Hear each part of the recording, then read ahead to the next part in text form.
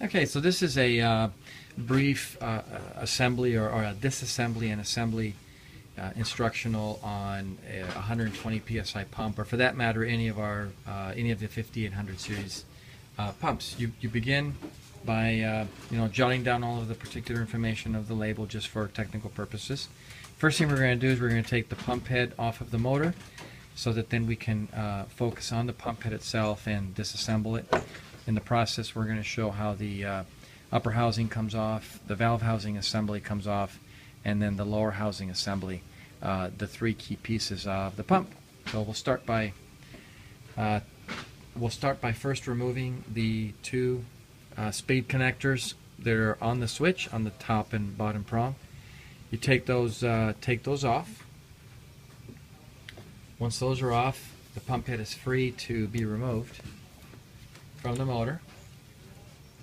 You'll use a T20 Torx type driver. You can find these at Lowe's or Home Depot very inexpensively. It's a great way. It's a great. All of our fasteners are Torx. One, because the torque from the driver is entirely transferred into the fastener, which makes it do what it's supposed to do 100%, a much better fastening.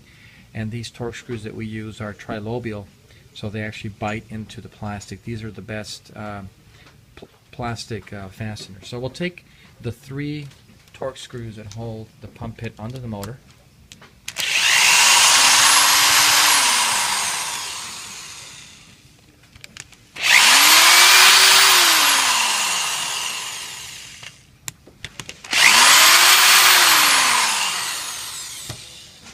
Once you remove those three fasteners,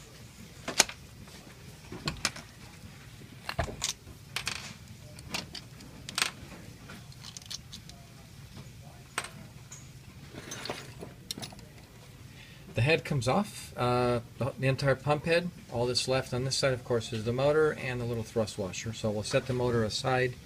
We'll focus on the pump head. Now we're going to remove the remaining four screws that hold these parts together.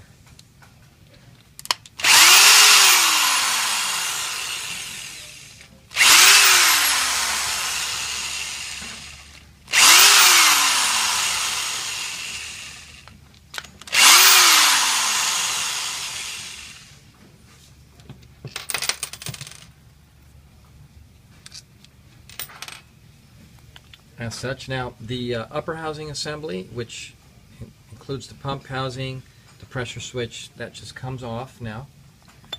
You can actually separate all three assemblies, and again, those are upper housing. You'll notice that the two outlet valves have remained on the upper housing side. That's okay. These are supposed to go here, but that's just the way the pump disassembles. We then have the valve housing assembly. Can just come right out. You've got your inlet valves here, three of them. The two outlet valves are being removed now from the upper housing. They just happen to have stuck there. These are going to go back here. And of course the O-ring. The O-ring and the O-ring and the two outlet valves, those are very likely they're either going to stay on the valve housing assembly or they're going to be in the upper housing. You just need to take them off and put them back here. Essentially, now you're looking at all three parts. Now, in terms of cleaning this, I think just a nice rinse in water, whatever it takes. If you have some scale buildup on the valves here, a light dilution of white vinegar works really well with maybe a toothbrush, and you can take that off. You inspect this is the lower housing assembly, which includes the cam, bearing, wobbler housing, and the diaphragm. You can see that it's in very good shape. There's no debris clogged in there. We're going to have a look at now the upper housing assembly. As I mentioned, it has the pressure switch, upper housing. You have three bypass assemblies, the poppets and the springs. As you can see, this housing is very clean. There's no hair or debris caught inside. These poppets are now designed to not fall out when you turn the head over, which is kind of nice. This whole assembly will be together. So you would, clean as needed if you had to, and then to reassemble this, you simply go in the reverse order. We'll start by securing the outlet valves and the O-ring properly placed in the valve housing assembly. That's placed back. You coordinate it where you have your two holes closest to each other and the two holes furthest from each other. The valve housing goes onto the lower housing as shown. The edges of the valve housing snap into the ridge of the diaphragm, so you'll feel when it's on right. You just want to make sure that the O-ring is properly placed in the oval channel here so that it's not raised or twisted, and your outlet valves are in place. Holding it as so that the outlet valves don't fall out, you just put the upper housing over the top as shown, and you'll feel how that comes together into one piece. That's all put together. Holding it with your hand, you put your bolts back on. Each of our bolts also has a lock nut washer. Again, all that intended to ensure that the pump head is held together very securely for a long time.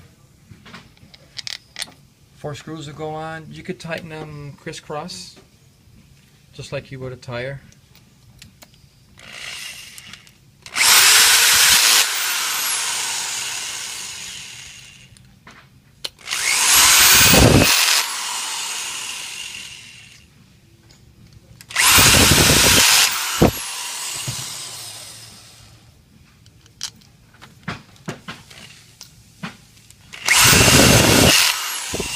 And 23 inch-pounds of torque is sufficient. Actually, hand tightening is also okay, but 23 inch-pounds to tighten these fasteners back on. The head now, there's a keyway. There's a keyway on the shaft, which will go onto the orifice here of the cam in only one way. So you just match up the keyway from shaft to cam. Put that together. The holes will line up. You'll find how the bolt here is lined up at the center of the pump. There's only one way the head goes on. It matches, and you'll feel when it snaps into place. And of course, there you go. You've got your left to right flow direction. There's a couple of little arrows right there that show you this is a properly installed head. And now the only thing left is to put the remaining 3 fasteners back on to secure the pump head onto the motor. You can also use 23 inch-pounds of torque, or a hand tightening if you don't have a torque driver.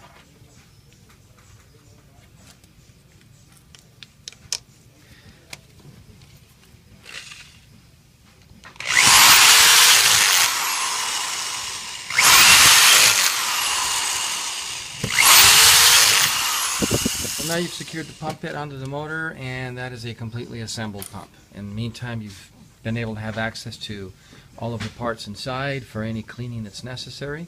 That concludes this short video.